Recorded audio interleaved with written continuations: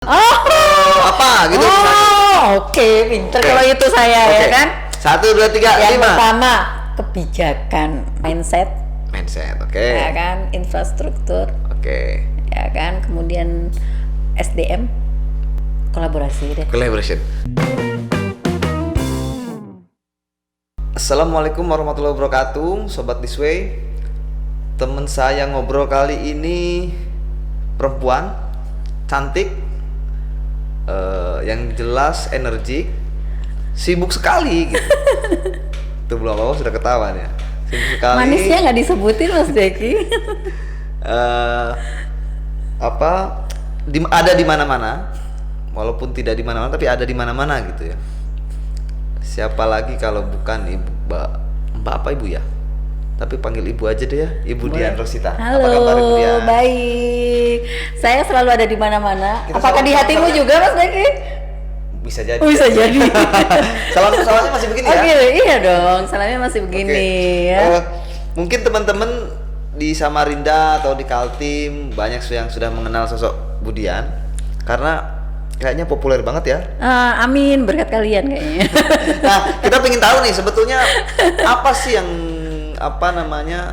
aktivitas beliau sehari-hari, Bu Dian sehari-hari, karena saya kemarin baru ke Bontang melihat beliau lagi meeting juga ya kan? Oh ya? Di Lembah Permai. Iya, di Lembah Permai Itu Adventure lagi acara Park. Di sana itu kami lagi jalan-jalan, lagi melihat potensi Bontang, dan Putri akan berdiri di sana juga.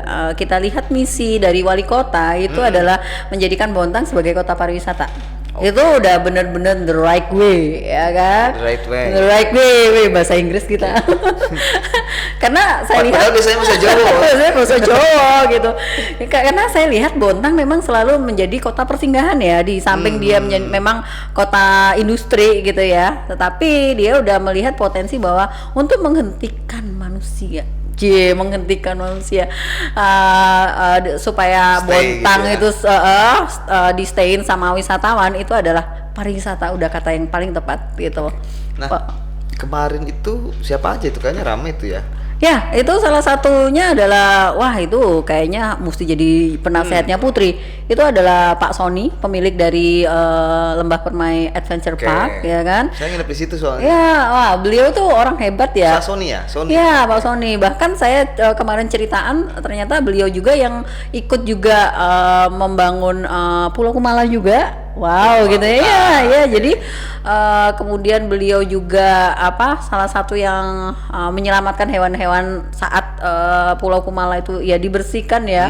Ternyata banyak sekali potensi dari hewan-hewan punya kita, orang hutan dan segala macam gitu. Jadi beliau juga pejuang lah kalau menurut saya untuk penyelamatan orang hutan. Hebat banget, punya visi, dan memang setelah kita ngobrol, orang pariwisata banget. Ya, gitu. Kita nanti ngomongin soal pariwisata nih. Tapi sebelum ngomongin pariwisata, mungkin saya sedikit ingin menggali ngobrol dengan Ibu Dian, itu kaitannya dengan personal lah ya, aktivitas saya. personal seperti apa? Okay. Karena selama ini nih saya lihat di profil kan Mbak Dian mungkin sekarang lagi ini banyak betul ya organisasinya ya. Sekarang Mbak Dian sebagai Ketua Putri Kaltim, Perhimpunan Usaha Taman Rekreasi Indonesia. Ya. Oke, terus ini masih ya BPPD Kaltim. Ya, saya Masih? di Sekjen masih. Jadi Badan Promosi Pariwisata Kaltim, jabatannya sebagai Sekretaris Jenderal. Terus ada di IESPA Kaltim, Indonesia Esport Association. Agak ini lidahnya nih. Jabatannya sebagai pembina. Ya. Terus kemudian di Kadin juga, Kadin UKM. Ini Kamar Dagang Indonesia. Ya. Ini bukan Kaltim ya? Kaltim. Oh, Kamar Dagang Indonesia Kaltim ya? Iya. Oke, jabatan sebagai WKU itu apa? WKU. Wakil Ketua Bidang Usaha. Perhubungan dan Pariwisata. Ya.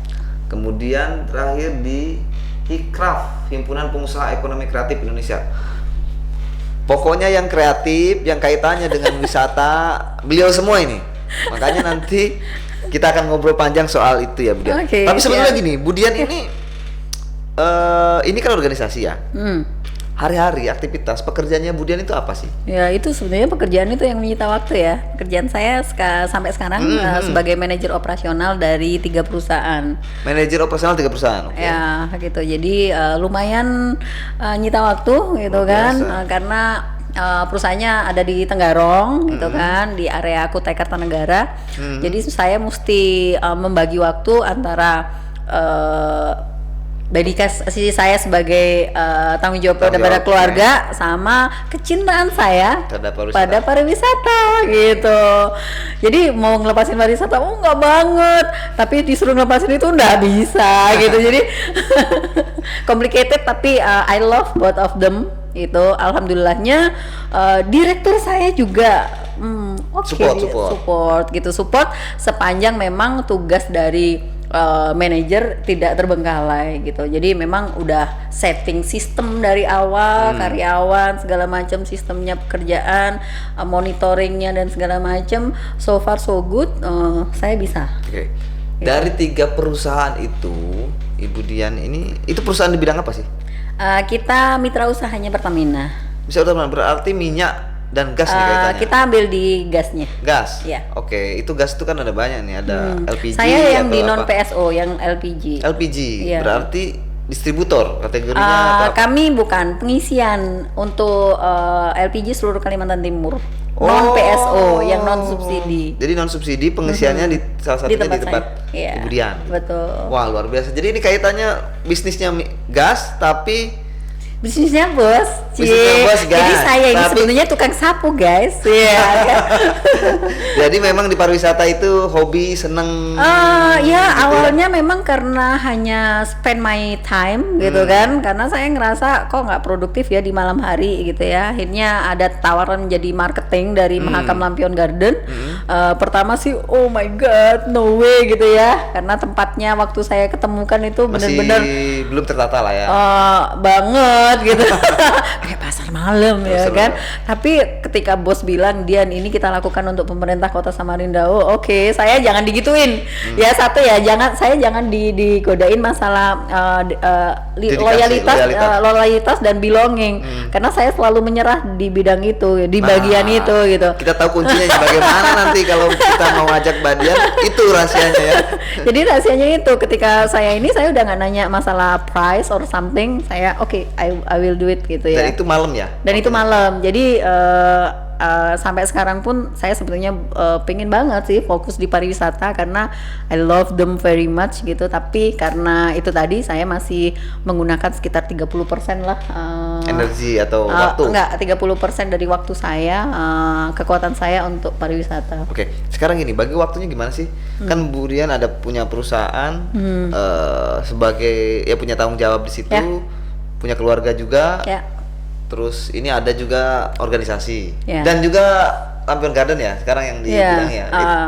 Itu gimana bagi tugasnya? Saya suka merintah orang, Mas. Nah, itu hobinya. Jadi sebetulnya ada aplikasi dari manajemen yang saya aplikasikan kepada pariwisata. Karena selama ini saya juga memang handle beberapa perusahaan dari saya kerja itu ya manajer. You know kan manajer itu bossy banget ya. Kamu gini, kamu gini gitu ya kan. Akhirnya memang untuk membagi waktu saya menjadi istilahnya pendelegasi wewenang kepada anak buah saya gitu ya. Nah, ketika di pariwisata itu juga saya terapkan. Jadi di pagi hari pun saya udah punya plan mereka mesti ngapain gitu, dan monitoringnya via HP, via ini no gitu ya. Jadi tetap aja masih bisa gitu. Nah kayak gini kan saya udah minta laporan per jam segini itu udah gimana malam nanti berapa pengunjung, berapa ini, apa aja kegiatannya, itu saya pokoknya HP ini my life gitu ya kan. Jadi sebetulnya memang kalau kita belajar tentang tata kelola, kita memang mesti ke lapangan dulu, kemudian kita menunjuk orang-orang yang memang kita percaya untuk bisa melaksanakan perintah kita gitu ya, dan bagaimana monitoringnya.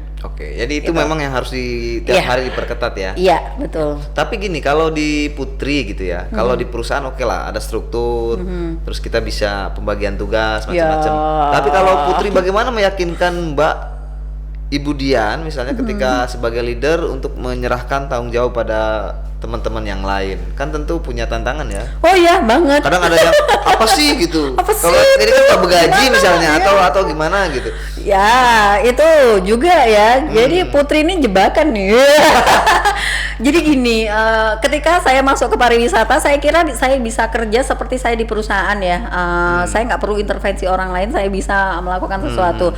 Tetapi ternyata pariwisata nggak bisa. Oke. Ketika saya mau jualan Mahakam Lampion Garden, Marimar, ternyata saya butuh temen, gitu ya. Ternyata saya butuh banyak pihak eksternal, gitu. Kenapa akhirnya saya mau bergabung bersama Putri? Karena Putri adalah organisasi yang memang kumpulan dari orang-orang bisnis pariwisata, gitu ya. Oke, kita ngomongin bahwa Kaltim memang belum ada industri pariwisata, kita belum bisa sebut sebagai industri. Belum bisa disebut ya. Ya, tetapi itu adalah salah satu alasan kenapa akhirnya saya mau ikut organisasi yang memang berbau pariwisata. Karena belum industri tadi itu. Iya. Jadi pengen mencetak sejarah. Untuk industri Enggak gitu, lah. gitu ya. Kalau mencetak sejarah itu enggak, cuman ketika saya ada perannya. ya enggak. Jadi gini Mas, ketika saya masuk ke perusahaan, saya pun selalu ke lapangan. Saya melihat produk, saya melihat proses, gitu kan. Dan ketika saya membuat sistem pun, kalau saya nggak tahu prosesnya, saya juga nggak akan bisa, gitu. Nah, di pariwisata saya pun juga bawa dong cara pandang pikir saya itu, gitu.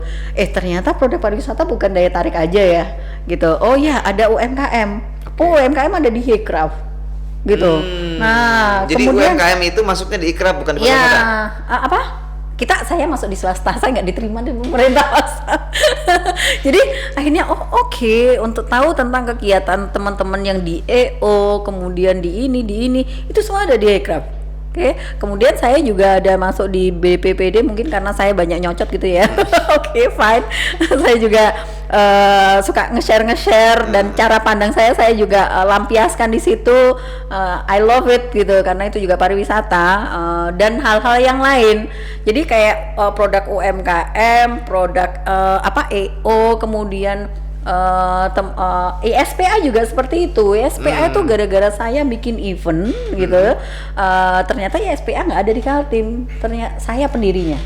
ISPA itu gitu. apa tadi? ISPA itu apa? Indonesian e-sport. Ya, itu nggak connect banget kan. Saya bahkan nggak tahu gimana caranya main. Berarti padahal nggak bisa main game? Oh enggak, sama sekali. Di HP saya dari dulu sampai sekarang, saya cuma pernah seumur hidup saya nyoba Tetris itu doang. Jadi tugasnya apa di situ? Jadi makanya itu tadi ya Mas. Main game enggak? Ya, kan? Hobi juga enggak? Oh enggak. Enggak. Jadi saya selalu tertarik apa sih yang bisa saya jual di destinasi. Nah, berbagai produk itu saya coba. Jadi saya itu enggak saya yang ngerjakan. Saya selalu gandeng people gitu. Jadi ketika saya waktu itu bikin apa ya? Bikin Olimpiade e-sport Kaltim. Nah, itu hadiah terbesar yang saya bisa kasih waktu itu adalah dinilai 30 juta. Nah, akhirnya kedengaran sampai Jakarta, disuruh bikin e-sport Kaltim, dipanggil sama Dispora. Gitu. Sedangkan saya, Mbak ya yang e-sport itu, gitu ya kan. Jadi akhirnya spesifikasinya adalah suksesi acara gitu, promo segala macem. Kebetulan ada produk e-sport, ada segala macem, ya semua dirangkul begitu ya. Jadi gitu ya. Iya, jadi sebetulnya pariwisata itu ternyata kemasan yang sangat cantik gitu. Iya, nah kenapa saya harus mempelajari semuanya? Untuk membuat suatu industri kita harus mempelajari semuanya. Gitu. Jadi akhirnya kita nggak just talk tapi kita praktek gitu. Nah, gini, tentu sibuk sekali ya Mbak Dian, apa sih jamunya? Iya, jamunya apa ya? Misalnya apa? Ada jamu khusus nggak? Misalnya treatment gitu? Nanti dikirain iklan. Sebetulnya. Ya kan siang kerja, sore ini kadang ada kegiatan. Malam juga.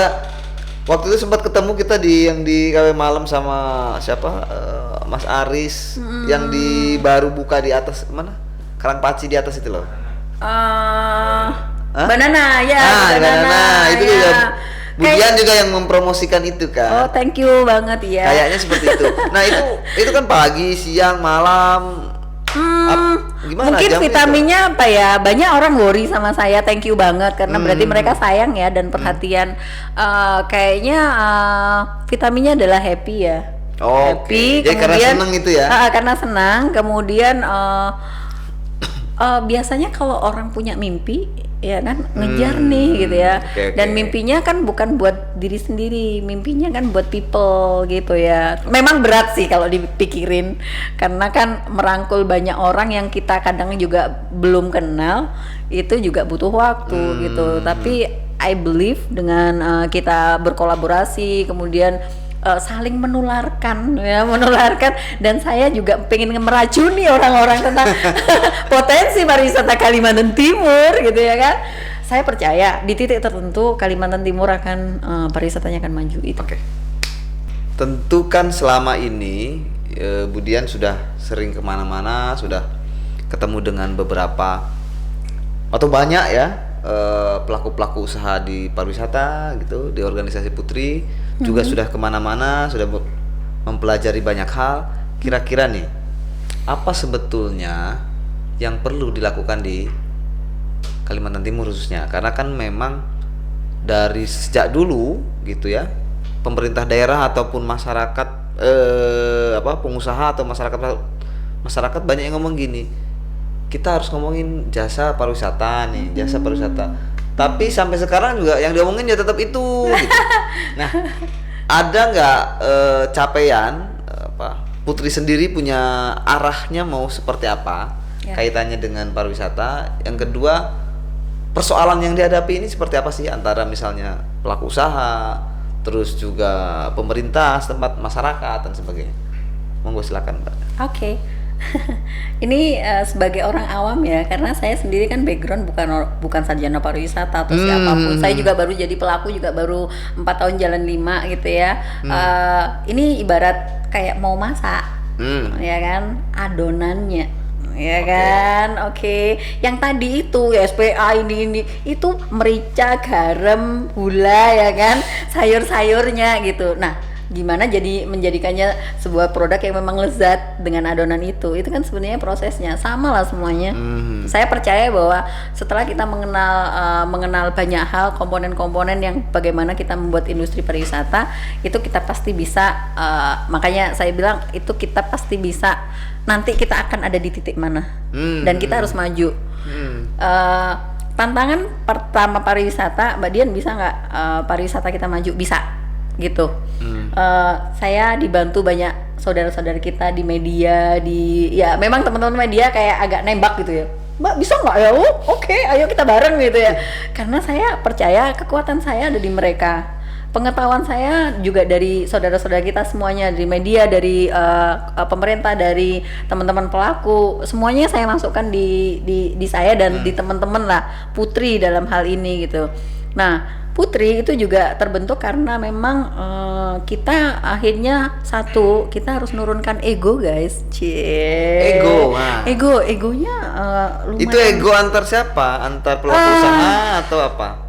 Pertama memang ego antar pelaku usaha ya. Jadi apa sih ya, kesadaran mungkin ya, kesadaran bahwa kita nggak akan bisa besar kalau kita nggak bersama gitu.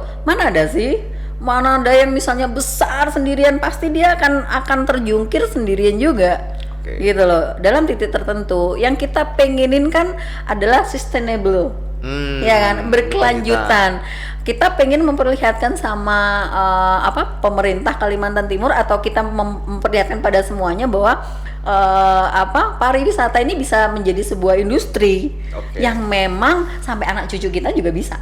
Nah, gini. Gitu. Industri itu ukurannya apa? Ini kan sudah ada nih, objek wisata sudah ada. Lalu kalau untuk menjadi industri ukurannya apa? Apa yang mau dicapai? Ya, sebetulnya kalau misalnya industri kita udah bicara masalah cuan, ya kan. Berarti ukurannya adalah kesejahteraan. Jadi cuan ini juga kita nggak bisa vulgar ngomong itu duit, ya.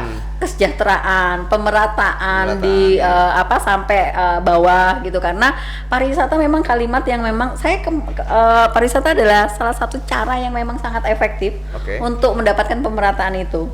ketika saya kepo sama Pak Jokowi, kenapa ada desa wisata gitu loh, kenapa mereka yang disupport gitu ya. Saya pelajarin itu secara orang awam juga, tapi oke, saya menemukannya gitu. Saya menemukannya sebagai seseorang yang memang Pak Jokowi ini ingin menaikkan tingkat kesejahteraan memang dari bawah, ya kan. Kemudian juga mengajarkan moralitas yang lebih tinggi lagi gitu. Bagaimana melayani people, tamu dan segala macam. Itu kan otomatis peningkatan moralitas, kemudian SDM kita dan segala macam, banyak banget edukasinya gitu ya kan. Dan terakhirnya memang ya di kesejahteraan mereka pasti ya. Iya. Tapi Putri belum membuat ukuran-ukuran, misalnya ternyata pelaku usaha pariwisata karyawannya taruhlah sudah sejahtera semua, itu misalnya secara gaji udah MK semua. Ada ukuran-ukuran begitu nggak? Sebetulnya ada ya, tapi itu biasanya kami intern ya. Artinya kami sering kumpul gitu, berapa sekarang gitu ya untuk karyawan, apakah kayak misalnya marketing gitu ya, saya udah marketing udah di angka 5 sampai 6 gitu. Saya nggak mau kalah, saya bilang gitu.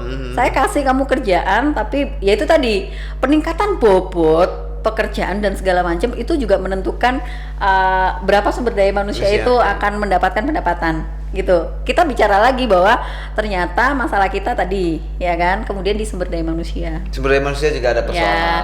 Ya otomatis masih connect nih sama yang nomor 1 karena ego itu ada di sumber daya manusia. Gini, gitu. Kalau pariwisata ya, sumber daya manusia apa yang paling dibutuhkan dalam dunia pariwisata? Kalau jurnalistik kan begitu. Ketika apa yang dibutuhkan adalah orang yang pandai menulis berita, tulisannya bagus, macam-macam gitu kan, itu ukurannya. Tapi kalau di pariwisata apa? Ya, kita industrinya kan industri jasa tuh. Jasa, udah tahu mah hospitality. Oke, berarti harus ramah. Hospitality itu mah udah panjang tek. Dan itu kadang apa ya? Tidak bisa diukur dengan ini ya. Dan itu harus dari dalam. Harus dari dalam ya. Harus dari dalam. Mungkin orang sering banget ngomong tentang hospitality. Hey, come on. Itu suatu perjuangan loh bisa meraih hospitality. Betul. Ketika Gak semua orang bisa begitu. Betul. Ya? Ketika kemarin saya ke Bali, ya kan, ada seseorang yang bilang Kalimantan Timur potensinya luar biasa. Kita punya hutan tropis udah yang nomor 1, 2, 3 lah di dunia sebetulnya kan, seperti itu, dan potensi-potensi yang luar biasa lainnya juga gitu ya. Bahkan religi ya? Religi juga bisa kan? Religi juga bisa, sejarah iya. Kemudian bahari banget. Ada Maratua itu ekosistem kedua terbaik seluruh dunia loh. Seluruh dunia. Yang digukar itu loh apa? Wisata Tirta Yatra. Itu juga seperti itu. Ibu Sri itu. Cuman ya itu tadi, sentuhannya adalah sumber daya manusia kita masih belum sanggup. Gitu. Jadi ya itu tadi kritikan orang-orang Bali waktu itu, Kalimantan Timur sebenarnya bisa, potensinya ada. Sumber daya manusia itu adalah karyawan atau people yang ada people. Jadi di perusahaan di industri wisata itu atau masyarakat? Masyarakat. Kita udah nggak bisa bicara bahwa orang cuma destinasi itu yang mesti senyum, yang mesti ramah. Enggak, kita people of Kalimantan Timur guys gitu. Jadi udah tahu langsung kan, pariwisata itu nyentuhnya banyak banget di semua sisi kehidupan. Artinya gitu ya. Nggak cukup hanya pelaku usaha, objek wisata, infrastruktur, tapi juga masyarakatnya harus. Iya benar gitu. Dan akhirnya beli bahwa pariwisata kalau saya pinjam itu, saya akan menemukan people of Kalimantan Timur yang sangat ramah, sangat bisa welcome sama orang gitu ya. Ketika orang kesini juga merasa nyaman gitu ya, itu sih. Jangan harus dikesankan begini, kan ada banyak nih ya kalau di Jawa, di mana di Kalimantan ini hutannya. Orangnya itu sangar bisa. Kemarin sempat ada kasus kerusuhan itu kan kelihatannya image-nya itu serem ya di sana gitu.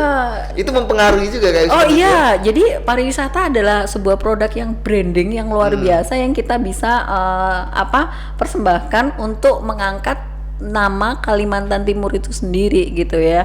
Saya juga kadang balik ke Malang untuk ketemu sama teman-teman reuni Dian. Kamu kerasan di sana hutan. Hey, come on. Malang punya Sogo? Nggak ada. Samarinda punya. Sogo. What? Gitu. Jadi, come on. Tugas kita masih banyak. Tugas kita hari gini tugas kita masih banyak. Kita berarti punya peran sekali, punya peran yang besar sekali untuk bisa membranding Kalimantan Timur. Bayangkan bisa nggak dilakukan oleh segelintir people? Nggak bisa. Cita-cita saya, cita-cita pribadi saya adalah coba pakai lagu deh Mbak, pakai lagu yang lama itu, cita-citaku. Jadi cilik gitu. Saya ego banget untuk membuat orang-orang Kalimantan Timur menjadi marketing semuanya ya. Semuanya harus menjadi marketing dari kota kabupatennya sendiri di Kalimantan Timur. Itu baru akan tercipta. Oke, berarti ngomongin wisata sebetulnya ngomongin brand daerah juga ya. Artinya rasa cinta, belonging kita sama daerah kan gitu ya. Ekspresi dong. Jangan ini nggak kaleng-kaleng. Kita mengekspresikan rasa cinta kita sama daerah. Karena ada yang sering begini kan. Biasanya warga Indonesia tuh, kita ngomong Indonesia biar nggak menyudutkan salah satu pihak. Misalnya begini, biasanya kalau dia jengkel misalnya, dia kalau ngomongin daerahnya dijelek-jelekin tuh kan, Indonesia kalah terus, memang nggak bisa kayak gitu. Itu goyang langsung. Sabar kan. Oke. Nah, itu kan seperti main bola ini. Ya seperti main bola kan. Ya, boleh. Itu kayak gitu-gitu malah merusak dari ini ya atau kalau menurut saya sih nggak merusak ya. Itu luapan rasa cinta yang memang keterlaluan kadang-kadang ya kan. Akhirnya jadi marah gitu. Akhirnya jadi marah dan kita perlu seperti itu gitu. Kalau daerah kita dijelek-jelekin, hutan no way gitu ya kan. Saya pengen makanya pariwisata ini tugasnya memang tugas semua gitu. Jadi kalau misalnya ada pemerintah ngomong, oh no pariwisata bukan tugas saya, oh nggak bisa.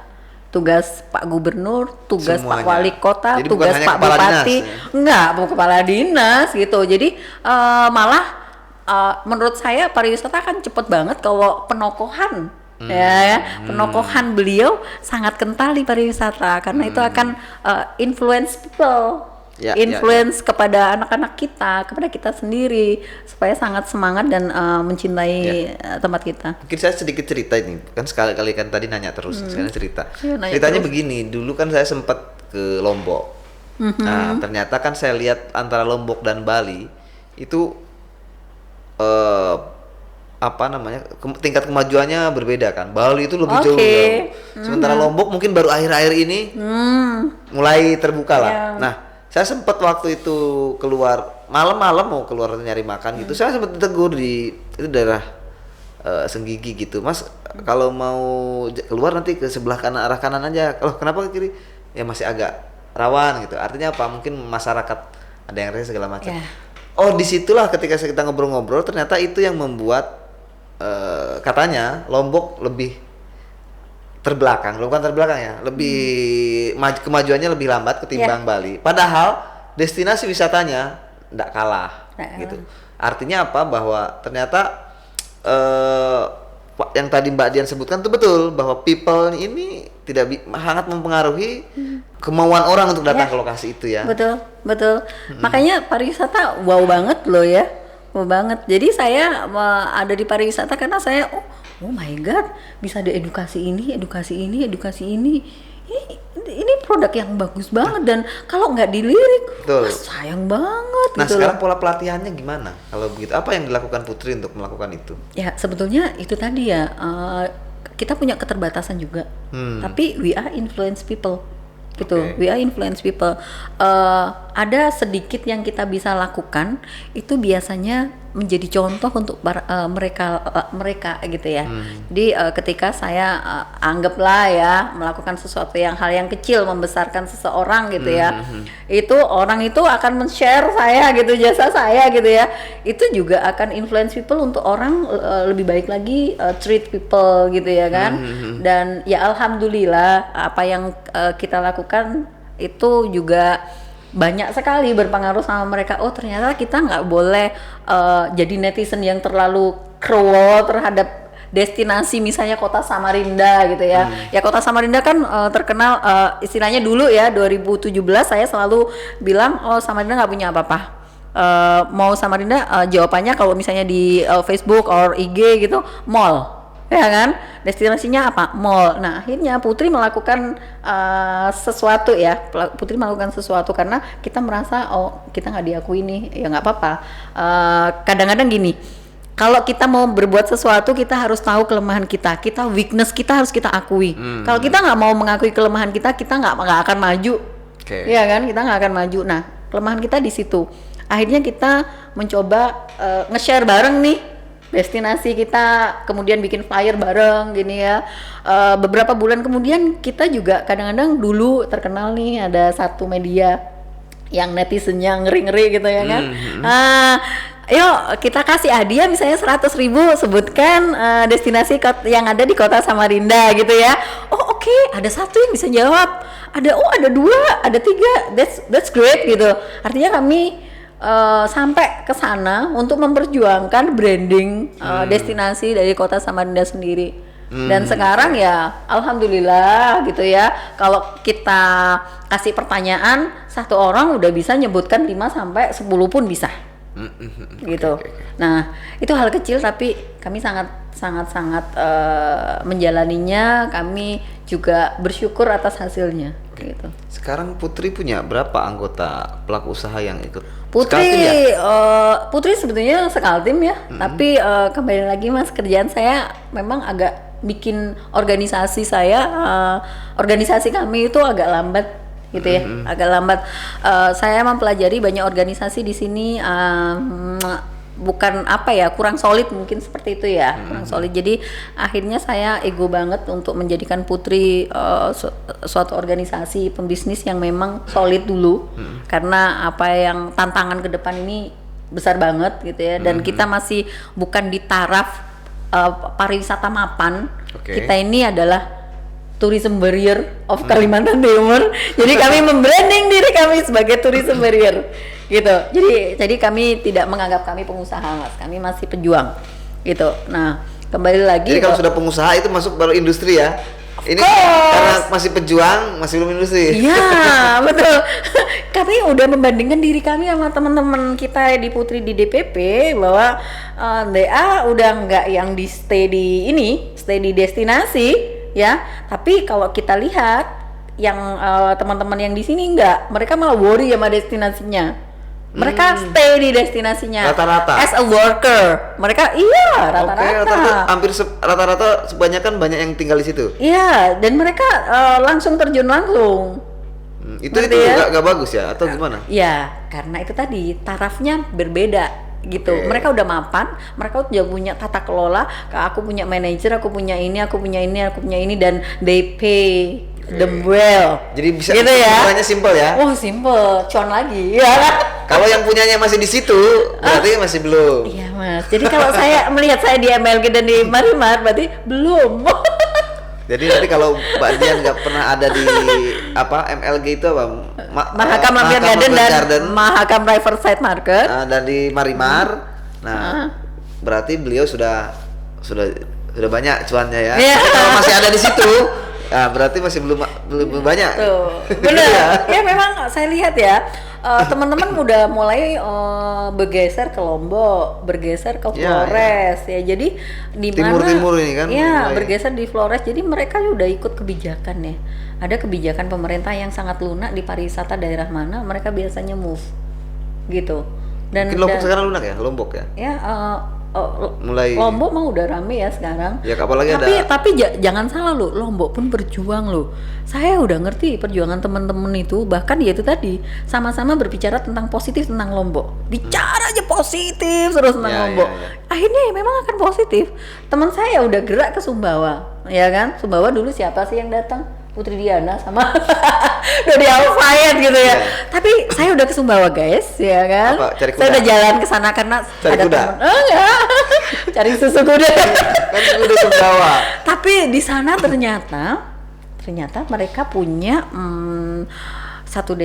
beberapa destinasi banyak banget, tapi memang sangat private. We don't know kapan mereka datang, bahkan mereka udah HP ini nggak ada sinyal guys di sana gitu. Mancanegara ya? Iya, mancanegara, bahkan orang-orang yang makanya ini tadi kita setelah pandemi ini yang dibicarakan adalah pariwisata yang nature dan culture, yang private itu dicari gitu karena mereka safe. Gitu ya kan? Ya memang Ya itu harus comfort memang. Ya, lomba berjuang. Jadi Kaltim, yuk. Ayo kita panasin, kita racunin sama-sama guys, gitu ya kan. Oke. Ya. Selanjutnya kita akan ngobrolin soal ini, kebutuhan, kondisi, dan juga ini kan lagi momentum baru ditandatanganinya RUU IKN ya, berarti menjadi undang-undang tuh. Kesiapan kita menghadapi itu, artinya kan tentu tadi kita bicara di belakang sama Mbak Dian bahwa kebutuhan IKN, banyaknya orang pasti akan membutuhkan tempat wisata. Pasti. Karena memang itu menjadi satu kebutuhan. Oh iya, itu pariwisata udah lifestyle ya, udah jadi kebutuhan gitu. Artinya kan kita perlu mempersiapkan itu. Oh pasti. Dan apakah itu kita yang persiapkan atau siapa yang mempersiapkan? Siapa yang akan menjadi pemainnya? Jangan sampai kita nggak jadi pemain di negeri kita sendiri, gitu ya. Kalimantan Timur harus tetap menjadi kekuatan dari Kalimantan Timur itu sendiri, karena kita yang punya budaya, kita punya alam gitu ya. Jadi kita harus menjadi pemain. Ya. Pemain situ. Ya. Sangat luar biasa sih sebetulnya niatan banyak people untuk ada di pariwisata. Saya ada, ya ini masih confidential jadi saya nggak bisa buka, tapi mereka mengetahui kok potensi Kalimantan Timur dan mengetahui potensi berapa manusia yang akan datang setelah IKN ini memang teraplikasi gitu. Jadi kita nggak boleh diem. Memang kita sudah ada diskusi sampai ke sana. Udah bahkan sudah ada yang cek gitu ya. Cek ombak nih, investasi di pariwisata dong. Iya. Ya gitu. Tapi untuk PPU sendiri juga ada beberapa plan juga dari pemerintahnya juga. Saya juga udah dengar mereka punya kerajaan kan sebetulnya di PPU itu ya. Jadi akan didirikan kerajaan juga lah. Jadi kerajaan itu sekarang didirikan lagi ya? Ya harus dong. Harus. Kalau menurut saya harus. Itu nenek moyang kita, ya kan? Itu budaya kita, ya kan? Itu sejarahnya kita. Dan itu menjadi daya tarik. Oh, terpenting itu menjadi daya tarik kan? Itu harus menjadi daya tarik. Kalau saya sih apalah, kalau saya kan memang ada di buatan ya. Tapi saya mengetahui potensi dari nature kita sendiri, budaya kita sendiri sangat besar. Oke, ini sejauh ini, kemudian kan sebagai ketua asosiasi tentu juga sering komunikasi dengan para pelaku usaha pariwisata. Komunikasinya dengan pemerintah daerah seperti apa? Yang sudah terbangun. Artinya kan bahwa tadi ngomong bahwa kita nggak bisa sendirian nih. Iya, benar. Artinya pelaku usaha sudah punya inisiatif di bidang itu, tapi juga harus perlu yang lain, masyarakatnya, infrastrukturnya terutama juga kan. Ya, benar. Sejauh mana komunikasi yang sudah dibangun dengan pemerintah? Ya, daerah atau provinsi? Oke, kalau saya bicara tentang provinsi ya, untuk saat ini kadis saya adalah Bu Sri. Saya sangat my honor lah, terhormat lah dipimpin oleh beliau, karena menurut saya punya juga pengalaman di situ ya. Oh banget, dan beliau udah menentukan fokus. Jadi tahun kemarin itu kan kita rapat semua kepala dinas ya, semua dinas pariwisata seluruh Kalimantan Timur. Dan Bu Sri udah minta kepada kabupaten kota fokus di 3 destinasi aja. Apa itu? Ya harus milih. Jadi gini, kayak misalnya nih Kutai Timur nih, potensinya kan luar biasa. Nggak boleh semua dipilih oleh dinas pariwisata, 3 aja yang akan menjadi memang harus kita seperti itu gitu. Karena nggak bisa semua kan ya? Nggak bisa semua. Kita tahu potensi kita banyak, tetapi kalau kita kerjain semua, mana yang akan berhasil? Kan seperti itu. Jadi saya sangat setuju sama Bu Sri. Oke, dan itu sudah mulai direalisasikan? Oh ya, gitu. Jadi ketika yang dinas ini, saya nggak bisa Bu, ini harus ini. No, 3. Pilih kamu gitu. Pilih, ya kan? Tetap yang memilih daerahnya. Yang memilih daerahnya. Tapi harus 3. Iya, dan disitulah saya merasa keseriusan Bu Sri di dalam memperlihatkan bagaimana mengembangkan sebuah destinasi. Kita memang harus fokus. Kalau di Samarinda apa yang dipilih? Oke, kalau kita lihat Samarinda ya, Samarinda ini memang kalau saya memilih Sungai Mahakam. Gitu. Itu jelas. Tapi belum ada pilihannya di Dispora Samarinda. Di Dinas Pariwisata. I don't agree with ya kita nggak apa-apa ya ini ya. Loh ya nggak masalah. Saya nggak agree ya sama pilihan Dinas Pariwisata Kota Samarinda karena yang dipilih itu malah destinasi milik kami. Apa itu? Ya ada punya teman-teman itu malah dijadikan fokus destinasi padahal tidak seperti itu. Nama daerahnya. Nama daerahnya. Nama tempatnya. Jangan ya nama tempatnya kan teman-teman jadi beberapa anggota putri lah ya. Beberapa anggota putri. Misalnya, padahal di daerah lain nggak seperti itu. Mereka kan Dinas Pariwisata ada yang dikembangkan, yang milik daerah. Jadi Dinas Pariwisata itu mengembangkan yang daerahnya. Oh, jadi yang bukan yang swasta. Ya, dan di Dinas Pariwisata Kota Samarinda kemarin yang ditunjuk adalah punyanya swasta loh. Nggak bisa dong. Ini kan kita kembangkan diri sendiri. Kalau itu ditunjuk, itu konsekuensinya apa? Nggak ada. Dapat nggak ada. Misalnya di support. No. Anggaran nggak ada. Terus ngapain? Makanya kita bingung gitu. Menunjuk itu buat apa? Makanya gitu. Jadi kami nggak agree karena nggak boleh. Misalnya begini, gitu. Kemudian pilih mana? Oh, saya pilih Sungai Makam. Ya. Oke, Mbak Dian kalau untuk menata Sungai Makam, kebutuhannya Mbak Dian targetnya apa? Kebutuhannya apa? Target saya mau bikin wisata ini apa namanya? Ya. Jadi cita-cita kita semenjak 2018 itu ya udah turun egonya, kita pengen Samarinda terkenal gitu. Jadi bukan aku di Tanah Merah nggak mau dong Tanah Merah, enggak gitu. Kita memang sudah percaya sama multiplier effect, dimana kalau kita ada kekuatan menarik, icon yang sangat menarik wisatawan untuk datang, yang lain akan terimplikasi. Oke. Gitu. Jadi kita nggak worry. Berarti kan kalau kita ngomongin Sungai Makam dan kalau itu udah terkenal banget, nanti yang lain-lainnya akan tarik. Pasti. Masa sih mereka juga akan bulet aja di Sungai Makam? Enggak dong. Ada lagi nggak? Oh iya, silakan ke Pampang, silakan ke Rumah Uluin Area, silakan ke ini. Kita punya banyak sekali. Nah, ngomongnya kan bisa seperti itu, gitu. Tetapi itu tadi yang ikonik yang harus dikuatin. Tapi dibantu ndak? Maksud saya itu tadi kan. Jadi konsekuensi dari penunjukan itu apa? Ding ding ding. Kalau kita bicara yang tadi itu udah lolos lah ya, lolos. Saya udah ngerasa ini nggak betul gitu kan. Sedangkan kalau daerah lain memang dinas pariwisatanya ada yang di istilahnya dihandle oleh mereka gitu. Dikerjakan. Ya dikerjakan gitu ya. Kalau di sini nggak ada. Kayak di pasar dia punya misalnya lati petangi kah apa gitu ya. Jadi saya juga udah lihat keren gitu ya. Manggar kan pemerintah. Itu juga pemerintah Balikpapan. Nah, pemerintah Samarinda mana, Mas? Lah, saya nanya Ibu. Ya, tanya Putri nih. Makanya. Jadi kita saling bertanya ini. Saling bertanya. Berarti nggak ada yang tahu kan? Nggak ada yang tahu. Jadi saya sangat egois bahwa Samarinda harus menjadi ibu kota provinsi yang membanggakan kita. Gitu ya. Makanya saya punya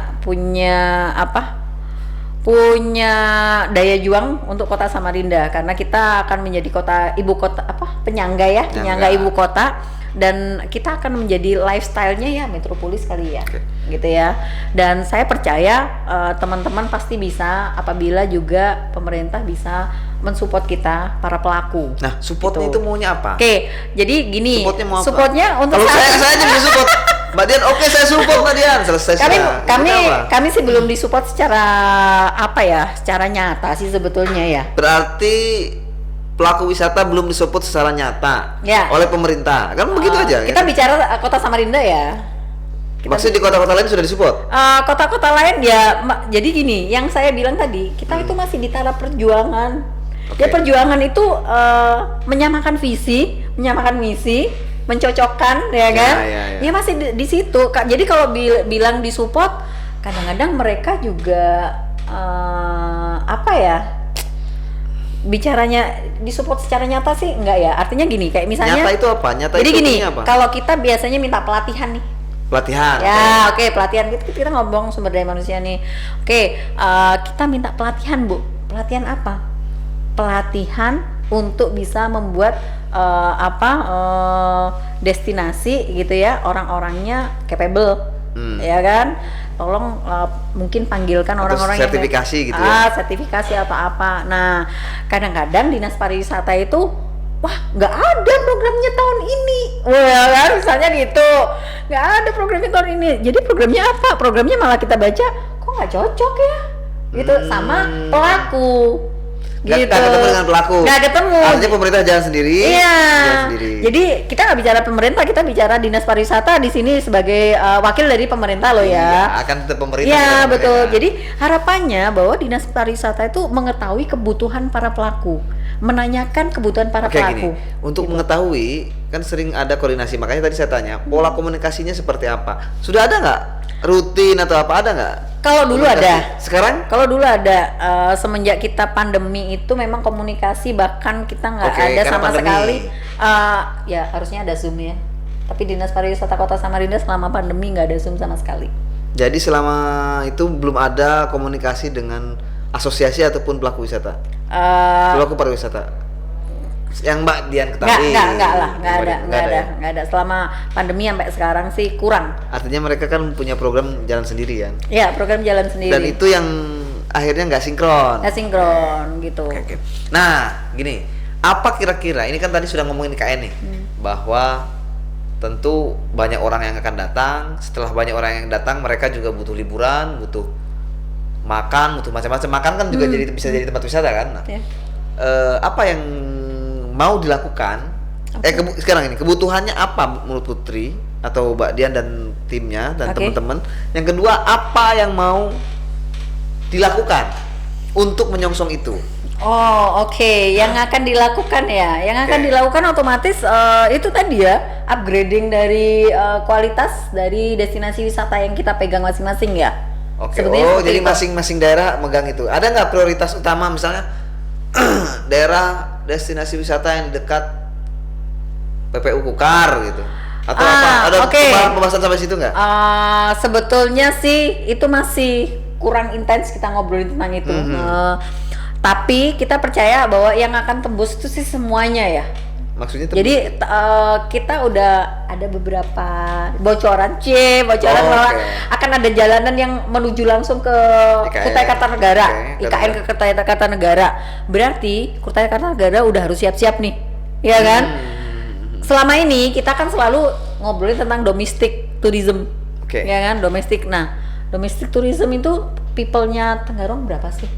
Tapi kalau kita ketambahan ini, kalau kita ketambahan IKN ini, itu udah harus kita udah upgrading karena apa, kita akan menerima tamu kan seperti itu. Samarinda juga seperti itu. Kita udah mulai siap-siap. Saya bahkan udah udah punya mimpi. Mungkin Marimar saya tutup jam 5 pagi kali ya. Mungkin itu. Kalau jam 5 pagi menunya sudah tahu apa, ya kan? Kalau untuk jam 5 pagi menunya nasi kuning ya. Nasi kuning. Jadi perubahan lifestyle sendiri. Kita mesti tahu nanti lifestyle bakalan seperti apa dan kita akan menyediakan hal-hal itu gitu loh. Terutama yaitu tadi potensi dari sumber daya alam kita. Itu kita punya orangutan yang belum kita terlalu gini ya, kayak misalnya Bukit Bengkira ya, udah pernah belum ke sana? Sudah. Saya bahkan belum. 2 kali saya. Gitu. Tetapi saya tahu potensinya. Tetapi saya juga tahu berapa sih orang yang masuk ke sana. Waktu itu gitu. Sudah ada yang rusak mungkin ya, Nah, terakhir itu saya lewat, itu jalan masuknya sudah pakai jalur hauling. Ya, padahal itu yang akan disukai para wisatawan. Ya waktu pertama saya masuk sana masih bagus, masih jalannya itu agak susah gitu kan, masih hutan-hutan gitu, memang ini apa gitu. Masuk situ ini ada salah satu destinasi, ada kotet-kotetnya walaupun itu ada listriknya malam aja kan.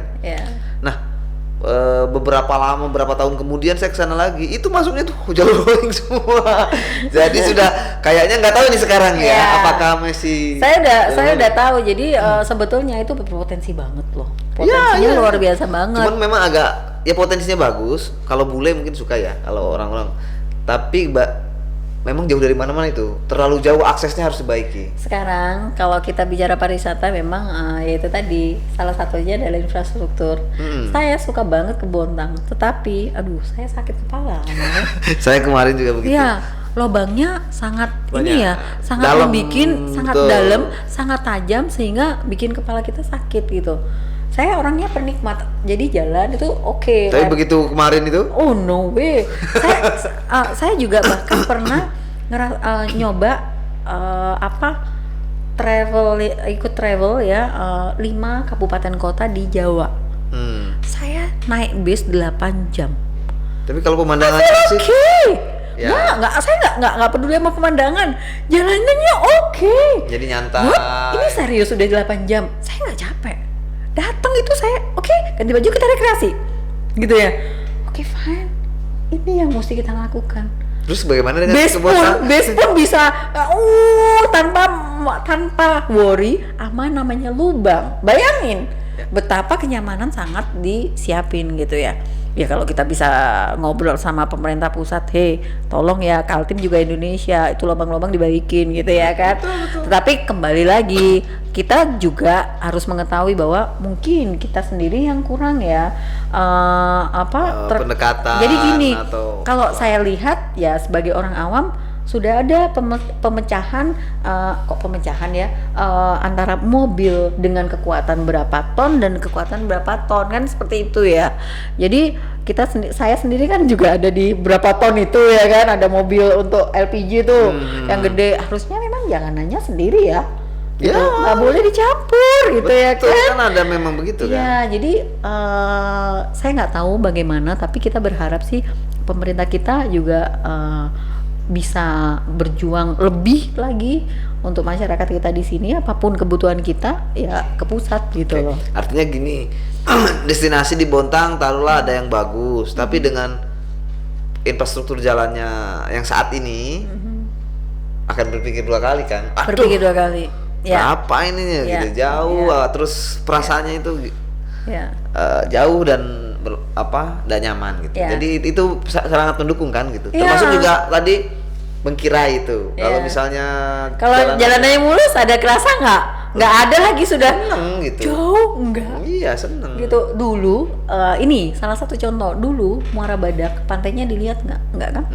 Enggak. Sekarang banyak kan? Sekarang kenapa? Karena jalan udah mulai bagus. Saya kemarin udah ke sana, nggak ada lubang. Oke, saya tapi bilang sebelah sana Parangkayunya ada. Barusan aja guys ya kan. Ya tapi memang bagus. Kemarin saya lewat situ padahal. Saya lihat situ. Masih lewat jembatan terus saja. Ya, tapi ya itu tadi bahwa wisata ternyata ayam sama telur. Kita pilihannya kita memulai atau harus menunggu infrastruktur siap gitu. Nggak apa-apa, pilihan kita memulai aja, toh nanti juga pemerintah akan melirik di saat ada destinasi banyak, ada masyarakat banyak people gitu ya, mereka akan membangun ya. Nah berarti kan impact dari pariwisata, atau pemerintah berpikiran tak bikinkan infrastruktur, kalian ayo cepet kerja bikin. Nah itu juga bisa gitu. Makanya saya bilang, saya menyebutnya dengan ayam sama telur. Ketika netizen bilang enggak lah Pak Kaltim destinasinya nggak banget, soalnya jalanannya jelek gitu ya, saya nggak mau seperti itu. Tapi komunikasi begitu sudah terjalin dengan pemerintah. Ya udah sih kalau yang kayak gitu. Tetapi ya kalau kita bicara itu, kadang kan kita nggak tahu aturan ya, nggak tahu aturan. Loh sebentar, ini jalanan nasional, ini jalanan situ ya kan. Jadi ya memang kan gini, bukan kita nggak tahu aturan ya, tapi masyarakat secara umum juga begitu. Artinya kan bahwa kita taunya pemerintah. Iya, ini jalan maukah nasional, punya kecamatan, punya desa atau kabupaten, kan itu bukan. Kayaknya saya jadi agak kesentil nih. Jadi ketika kita bicara tentang pariwisata Kalimantan Timur, ada lah ya Kemenparekraf tuh bilang, hey Kalimantan Timur, pernahkah kalian ngopi-ngopi sama kami untuk menceritakan hal Kalimantan Timur? Cetok gitu ya. Artinya kayak gue kayak saya agak diketok gitu. Dia malah menantang begitu ya? Of course. Kesalahan saya mungkin, my mistake, karena selama ini saya mungkin bersuara aja di daerah, tapi saya tidak bersuara di nasional. That's right. Nah itu tadi ya, saya menyadarin banyak kekurangan kita dan saya nggak bisa ngerjakan ini semua. Makanya begini, tadi kan saya sampaikan bahwa masyarakat hanya tahunya jalan. Artinya apa? Pemerintah itu kan ada fungsi komunikasi. Pemerintah daerah, nasional, kabupaten, kota. Bukan hanya ngomongin ini anggaranku cuma di sini aja, nggak bisa aku ke situ. Kan nggak selesai di situ kan? Nggak selesai di situ. Artinya perjuangannya adalah melakukan push terhadap misalnya ke pemerintah daerah ini dong tempat saya udah lama kok nggak di upgrade misalnya begitu. I believe ya, aku percaya bahwa sebuah perjuangan itu pasti ada ujungnya, pasti ada hasilnya. Ketika saya disindir seperti itu, saya merasa oke, mungkin kami kurang bersuara, mungkin pintunya kurang saya godor dan makanya saya akan share sama semuanya. Ayo kita buka pintu sama-sama gitu ya. Kita pasti bisa karena banyak anggaran di sana. Banyak sekali anggaran di sana. Saya jalan-jalan, saya ketemu sama misalnya ya orang-orangnya Pak Sandiaga. Saya cuman bilang satu, Kalimantan Timur, Indonesia juga loh Pak. So, kapan kami? Ya dong, ya kan? Wih, Kalimantan Timur sampai ke sini, kamu ikutan? Iya, saya bilang. Saya pengen tahu sebetulnya kok proyeknya di sini doang, ya kan? Kenapa ada? Oke, saya ngerti ada destinasi prioritas. Kenapa kami nggak diprioritaskan? Why? Kami punya potensi. Kalau kami punya kekurangan, ya ajarin dong. Marah nih ya kan? Mungkin begini, Pak Sandiaga ngomong juga sama stafnya, tolong pilih 5 daerah, cuma 5 aja, yang lain nggak usah. Jadi 5 daerah Kaltim nggak terpilih mungkin begitu. Makanya, berarti kita harus ke Pak Sandinya nih. Pak Sandi, Indonesia Pak, gitu loh. Tapi sekarang begini, bargainingnya kan pasti Kaltim tinggi karena oh ya, kalau kita udah bicara seperti ini udah lain nih, ya.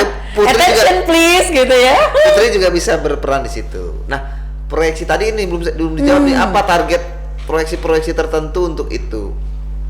Oke, targetnya dalam beberapa tahun ke depan gitu. Apa ngapain? Apa gitu? Terus langkah-langkahnya seperti apa? Targetnya sih sebetulnya kalau di Putri sendiri, kami ingin memang bermain di beberapa daerah ya. Kita nggak pengen cuman di Samarinda aja. Kita pengen juga masuk ke PPU. Kita juga pengen itu ibu as pengusaha kan ya. Memang ada juga yang di PPU kan anggotanya? Ada. Tapi kan itu punya orang PPU. Jadi belum terjalin bahwa oke, kita barengan yuk bangun di sana. Gitu loh. Ya kan? Saling ini misalnya PPU punya tanah, punya kawasan, yang lain support apanya gitu. Okay. Putri ini mulai dilirik oleh beberapa dinas pariwisata untuk digandeng juga loh. Karena kan kerja kami nyata nih.